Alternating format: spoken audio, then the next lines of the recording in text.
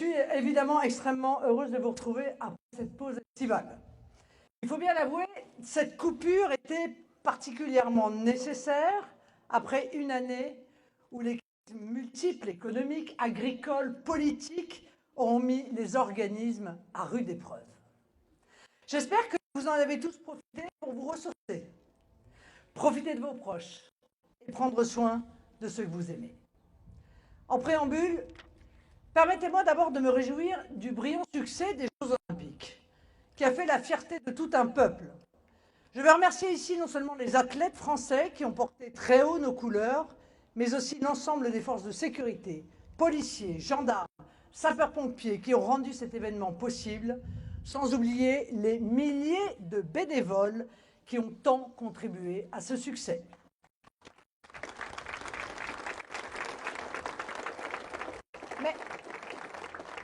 Mais il y a une autre fierté que je ressens bien plus personnelle, celle-là, en prenant la parole aujourd'hui devant vous, ici, à Hénin-Beaumont.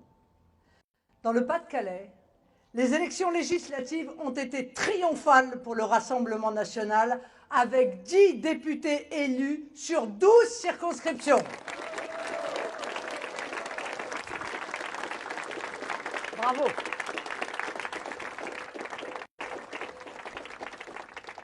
Merci, chers amis, pour cet honneur que vous nous faites en nous accordant toujours plus votre confiance, élection après élection. Nous ferons tout, et je le dis en confiance devant Steve Briouat, que je félicite, comme chaque année, pour l'immense succès de sa gestion municipale, pour nous montrer dignes de vos suffrages.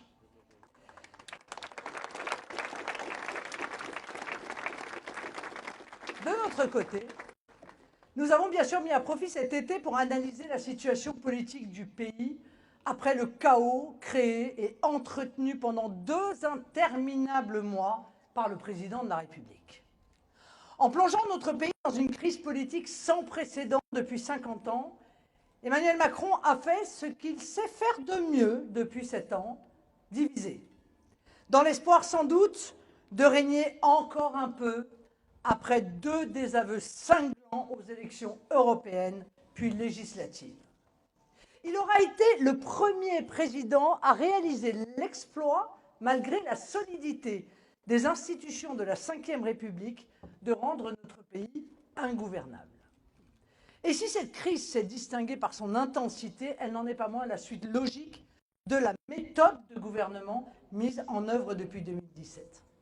Depuis 7 ans, en effet, le mode opératoire d'Emmanuel Macron est fondé sur 2 piliers. D'un côté, les foucades verbales, le mépris, la caricature. De l'autre, la prise de décision en petit comité par quelques technocrates initiés, qui se pensent d'ailleurs omniscients, sans jamais consulter, sans jamais se remettre en cause. C'est ce que j'ai plus d'une fois appelé sa relation toxique avec les Français, qui a été la source de crises multiples depuis 2017. Les gilets jaunes, la crise des agriculteurs, la retraite, bien sûr, la réforme des retraites, et la liste est interminable. Si encore cette méthode avait permis de réparer notre école et notre hôpital, de réindustrialiser la France, de remettre de l'ordre migratoire et sécuritaire en France, d'assainir les finances de notre pays, bref, si M. Macron avait un bilan politique à faire valoir, sans doute les Français pourraient-ils lui pardonner tout cela. Mais de fait, il n'en est rien. Nous connaissions déjà les chiffres records de M. Macron en matière de déficit commercial, de dette publique, d'immigration et d'insécurité. Nous pouvons désormais y ajouter une triste performance, celle d'avoir affaibli comme jamais nos institutions. Mais pour que le triste spectacle de cet été puisse avoir lieu, il ne suffisait pas d'un metteur en scène. Il fallait aussi des acteurs complaisants. Et de ce point de vue, tous les partis politiques depuis 2 mois ont été au diapason du scénario concocté par Emmanuel Macron. Tout au long de l'été, c'est un véritable festival d'hypocrisie et de posture que nous avons assisté, digne des pires heures de la 4e République. Avant les élections, ils étaient tous ennemis. Mais face à la perspective d'une véritable alternance conduite par le Rassemblement national, conforme aux souhaits majoritaires et à l'intérêt général, ils se sont ménagés, ils se sont désistés, ils se sont cooptés, et concernant les LR, dès le premier tour, puisque nombre de leurs candidats avaient négocié de ne pas avoir de candidats macronistes face à eux. Cette trahison démocratique a été appliquée dans plus de 200 circonscriptions, plus du tiers de l'Assemblée. Des responsables politiques se revendiquant chaque matin de la droite, comme Xavier Bertrand, ex-futur Premier ministre, M. Wauquiez, M. Philippe, ont appelé à voter pour l'extrême gauche pour, en retour, bénéficier de leur voix. Des parlementaires de gauche ont appelé la main sur le cœur à voter pour les artisans de la réforme des retraites comme Madame Borne, qu'ils prétendaient combattre 6 mois plus tôt. Les députés macronistes qui feignaient de s'inquiéter des dérives antisémites et communautaristes de M. Mélenchon et de ses amis ont appelé à faire élire des députés de la France insoumise contre nos candidats. Tout cela afin de constituer le grand parti unique du déshonneur démocratique. Et comme il est rare que les mauvaises cuisines produisent des plats gastronomiques, cette lamentable tambouille électorale a accouché d'un pays, bon, soi-disant ingouvernable. La belle affaire, parce que je vais vous dire ce qu'il en est en réalité. Ce n'est pas notre pays qui est ingouvernable. Ce sont ces 200 arrangements de la honte qui, en empêchant l'expression du vote des Français, ont artificiellement fragmenté l'Assemblée et empêché la seule majorité stable qui devait sortir du premier tour, celle des députés Rassemblement national qui auraient soutenu le gouvernement Bardella. Et cette Assemblée, d'ailleurs, les partis politiques ne se sont pas contentés de la morceler, ils ont également affaibli sa dignité et sa légitimité. Car si elle compte désormais dans ses rangs un triple fichier S en la personne de Raphaël Arnaud, c'est à cause d'eux. Si elle compte désormais dans ses rangs des parlementaires qui se livrent à des intimidations physiques et refusent de saluer leurs collègues comme Sébastien Delogu, mais c'est à cause d'eux. Si le Rassemblement national, avec 126 députés, a été exclu de toutes les instances parlementaires alors qu'il y était présent depuis 2 ans avec 80 députés, c'est à cause d'eux. Le plus honteux, sans doute, c'est le nom qu'ils ont, une fois encore, osé donner à cette entreprise de torpillage de la démocratie, le barrage républicain. On croirait lire George Orwell. Vous savez, la vérité, c'est le mensonge, la paix, c'est la guerre, la liberté, c'est l'esclavage. Comme dans une dystopie où tout serait inversé, ce sont les architectes du plus grand déni de démocratie de ces dernières décennies, au détriment de nos 11 millions d'électeurs, qui se prétendent protecteurs de la République, mais quelle vaste hypocrisie. Alors, dans ce paysage politique désolé, la nomination de Michel Barnier est un pis-aller. Loin de l'espoir que le Rassemblement national et ses électeurs portent pour la France. Mais sûrement mieux qu'un Premier ministre d'extrême gauche avec son programme délirant et sa haine en bandoulière. Force de cohérence, de proposition et de stabilité, notre mouvement n'a jamais joué la carte des divisions stériles et des querelles ineptes, qui n'ont qu'un seul effet, la paralysie du pays et la perte de foi pour des millions de Français en l'action politique. Voilà 2 poisons contre lesquels inlassablement nous continuerons de lutter. Voilà pourquoi, en votre nom, nous serons exigeants. Nous resterons plus que jamais les défenseurs du peuple français, usés par les errements de la Macronie. Et nous tenterons de trouver un chemin le moins éprouvant, le moins pénible, le moins brutalisant pour vous.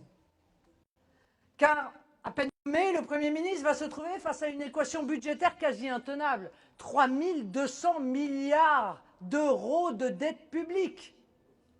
Et un déficit qui, comme l'an dernier, a été sciemment sous-évalué par le précédent gouvernement. Il nous avait dit qu'il y aura 4,1% de déficit. Aujourd'hui, on apprend qu'il y aura en 2025 6,2%. Donc c'est juste 50% de plus. M. Barnier devra également faire face à une situation sécuritaire et migratoire plus que jamais hors de contrôle. Tous les records en la matière ayant été battus les uns après les autres depuis 7 ans.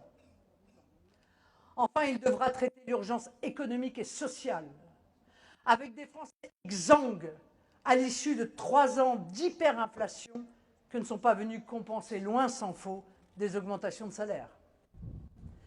Je veux ici être très clair.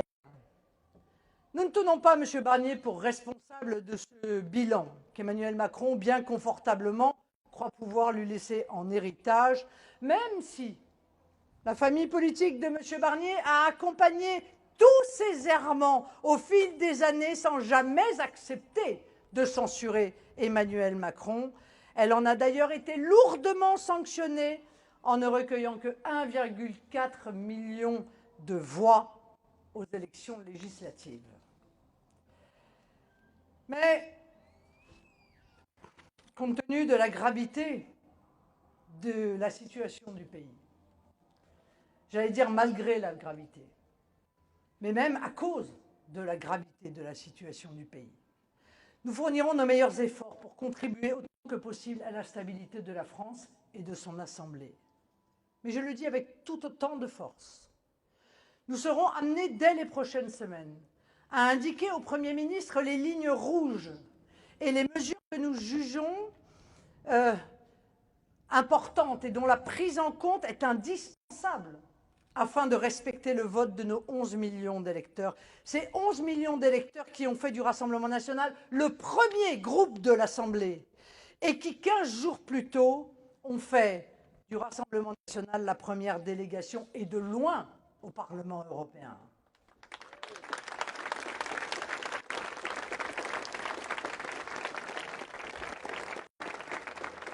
M. Barnier ne devra ni oublier les aspirations des Français exprimées lors des législatives, ni la condamnation claire issue du scrutin européen sur les multiples dérives de Mme von der Leyen, qu'ils ont pourtant réélue.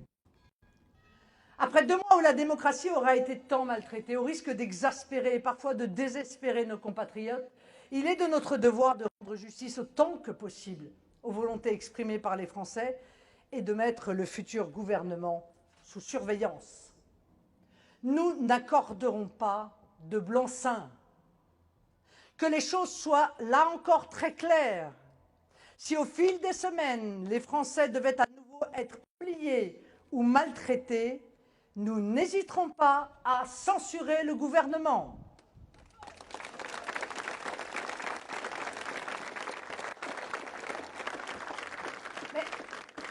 Emmanuel Macron lui-même, dans le chaos qu'il a créé, dispose également de leviers permettant de faire vivre notre démocratie, et à commencer par le référendum, qu'on a complètement oublié.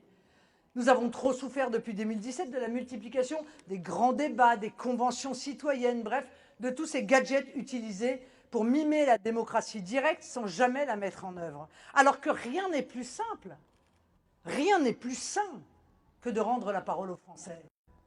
Aussi, le Rassemblement national soutiendra sans réserve toute démarche visant à donner au peuple le pouvoir de décider directement.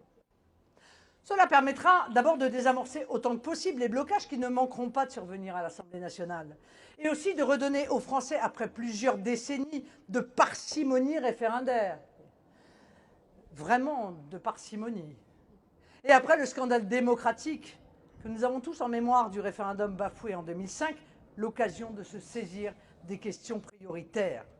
Pouvoir d'achat, immigration, sécurité, santé, logement, mais les dossiers brûlants ne manquent pas.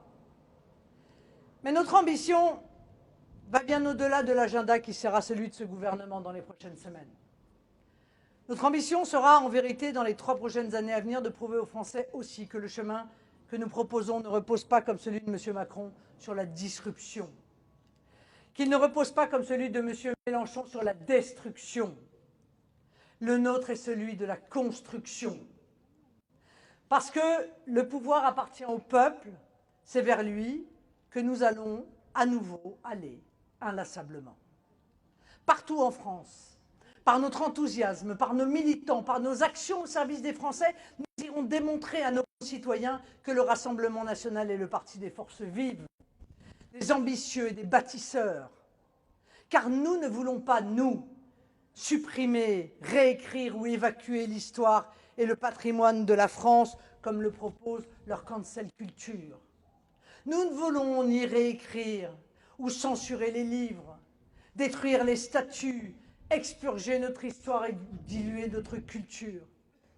Nous cherchons, nous, dans ce patrimoine, cette histoire et cette culture, les joyaux qu'il nous reste encore à découvrir, à chérir et à enseigner à nos enfants.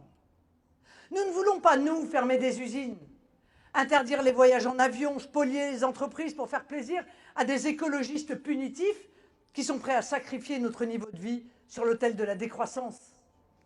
Nous cherchons les innovations et les trésors de créativité qui permettront de protéger l'environnement sans compromettre la prospérité collective. Nous ne voulons pas, nous, accroître encore l'immigration pour pallier notre déficit de naissance ou alimenter en travailleurs clandestins les secteurs dits en tension. Nous cherchons comment construire plus de logements, de crèches et d'écoles pour que les jeunes Français puissent étudier, se loger et fonder une famille sans être obligés d'y renoncer ou de s'expatrier. Nous cherchons comment permettre aux entreprises d'augmenter les salaires sans mettre en danger leur survie pour regagner en attractivité dans les secteurs qui en ont besoin. Notre obsession, et vous le savez, est de permettre aux Français de vivre dignement de leur travail, de pouvoir se constituer un patrimoine, d'être récompensés de leurs efforts, mais aussi d'accompagner les plus fragiles et d'assurer une fin de vie honorable à ceux qui ont atteint l'âge de la retraite. C'est cela être des bâtisseurs. Proposer aux Français un chemin de confiance, de croissance et de rayonnement pour notre pays. Notre ambition est de rendre la France encore plus belle, encore plus grande, encore plus puissante, et non d'atténuer ou de ralentir son déclin. Car c'est à cette condition qu'elle constituera pour les Français une protection efficace dans les prochaines décennies, qui risque de voir se multiplier des crises économiques, climatiques, sécuritaires ou migratoires. Il y a là une tâche immense. Nous saurons nous en montrer capables. Car pour servir cette ambition et l'incarner chaque jour sur le terrain, nous avons un immense espoir.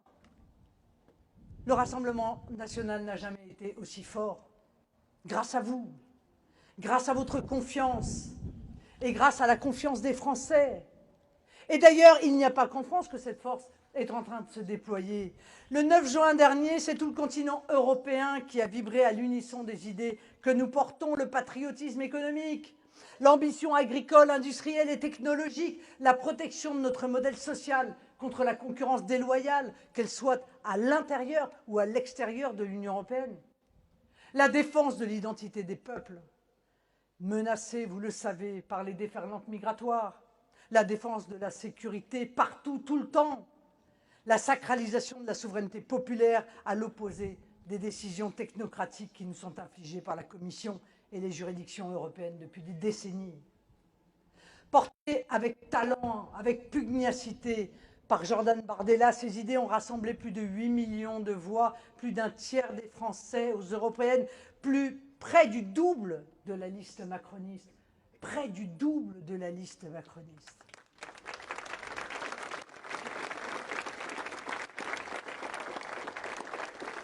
Et puis, je vous l'ai dit, il y a eu les élections législatives où cette fois ce sont 11 millions de suffrages qui se sont portés sur les candidats du Rassemblement national partout en France.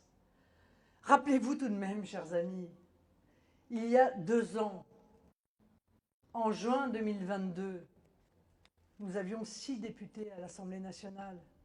6 députés à l'Assemblée nationale.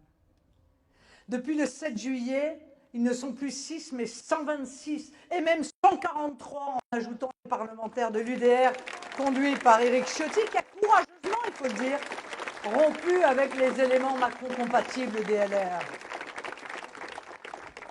Le 7 juillet, nous avons donc obtenu 11 millions de voix, 3 fois plus qu'aux précédentes élections législatives. Je voudrais que nous mesurions tous la promesse que cela constitue pour l'avenir. Ne nous contentons pas de notre résultat, de notre succès, mais ne le minimisons pas non plus. Alors bien sûr, compte tenu des résultats du premier tour, nous aurions dû avoir une majorité absolue. Les magouilles nous en ont privés, ils en ont privé le pays, mais loin de nous décourager, leurs manœuvres renforcent notre détermination à retourner sur le terrain, à voir plus encore de Français, à les convaincre, à être encore plus audibles, plus structurés, plus performants. Ah,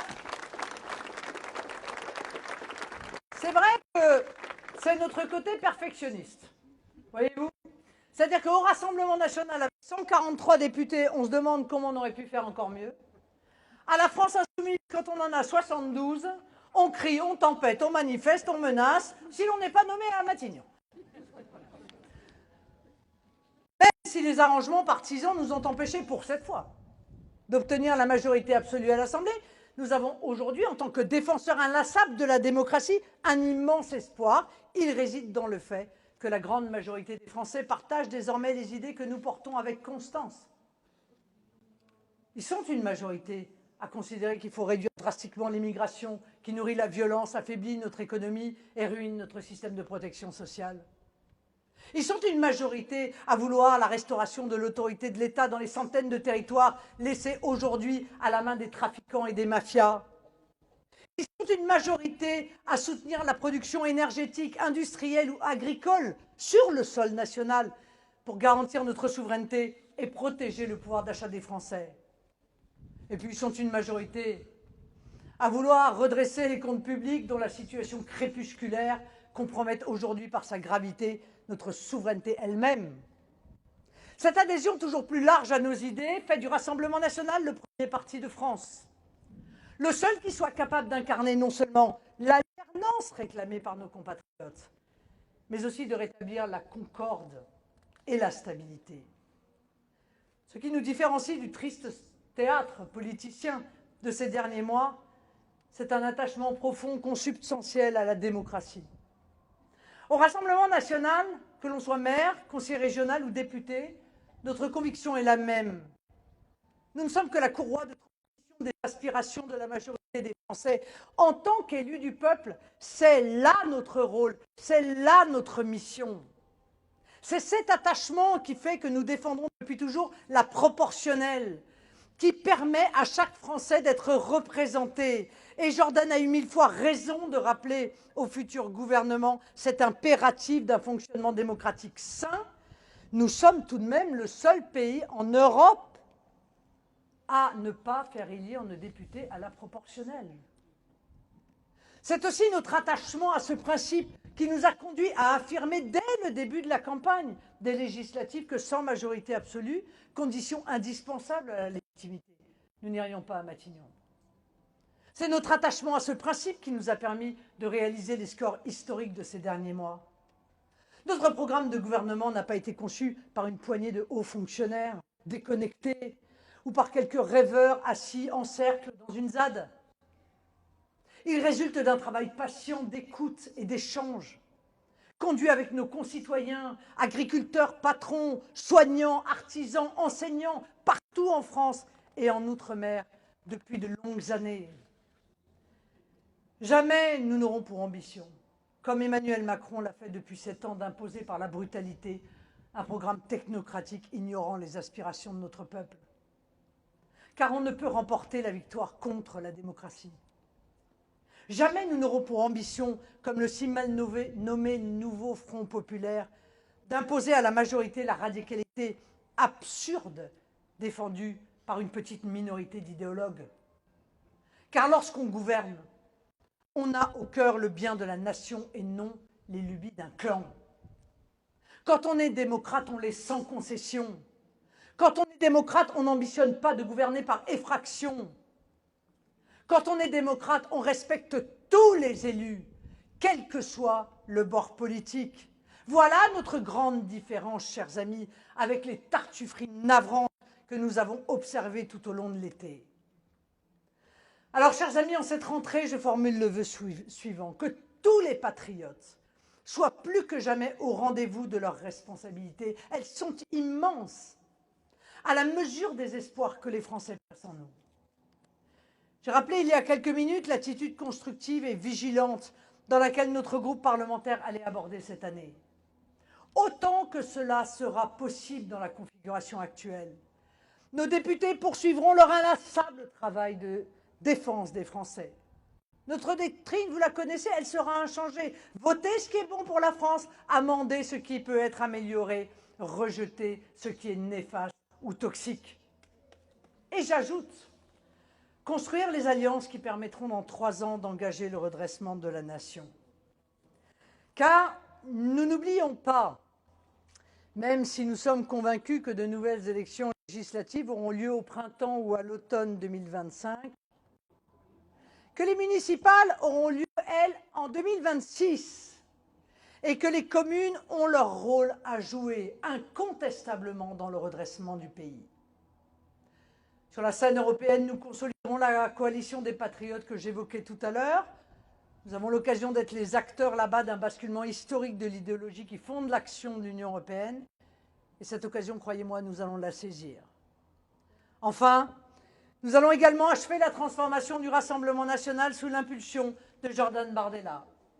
Dans chaque territoire, nous aurons l'ambition de détecter, de former et de tourner vers l'exercice de responsabilités politiques les milliers de militants, de sympathisants et d'électeurs qui incarneront demain les élus locaux ou nationaux du renouveau démocratique dont la France a tant besoin.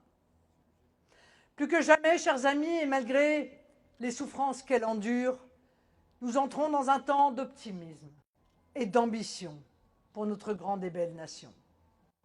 Jamais nous ne céderons à la résignation et à la médiocrité des querelles du jeu politicien. Jamais nous ne laisserons le brouhaha du quotidien nous détourner de l'ambition immense que nous portons pour la France et pour tous nos compatriotes. Jamais nous ne laisserons passer une seule occasion de porter au plus haut nos 3 couleurs, envers et contre tout. Voilà aujourd'hui mon souhait le plus cher, que cette année qui commence soit celle des ambitieux, des patriotes et des bâtisseurs. Je compte sur vous pour nous accompagner dans cette mission de redressement du pays. C'est la plus belle, la plus noble d'entre toutes. Vous pouvez aujourd'hui et demain compter sur Jordan Bardella, compter sur nos élus et sur moi, partout en France, pour porter vos voix. Plus que jamais, chers amis, haut les cœurs, soyons tous à la hauteur qu'exige de nous le service de la France. Vive la République et vive la France!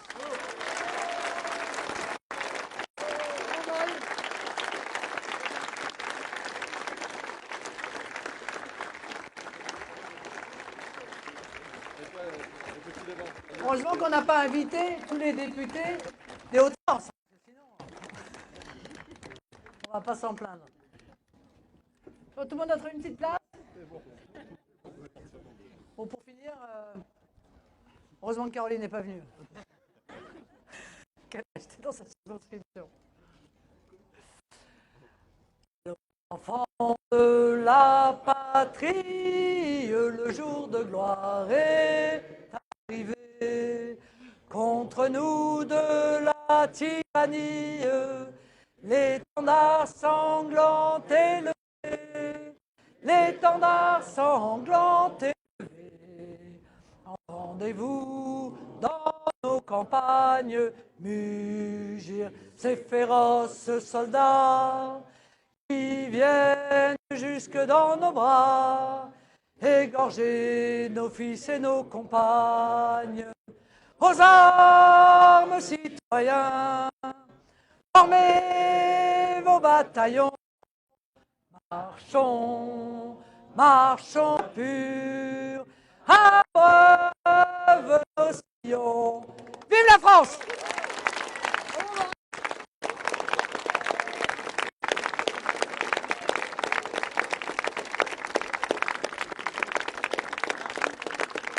Bonjour à tous ceux qui sont arrivés en retard.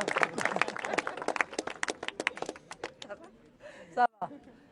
Allez, je crois que nous sommes invités. Chez Steve. Tous chez Steve Briouat. Non, c'est une plaisanterie. 99. Tous à boire le verre.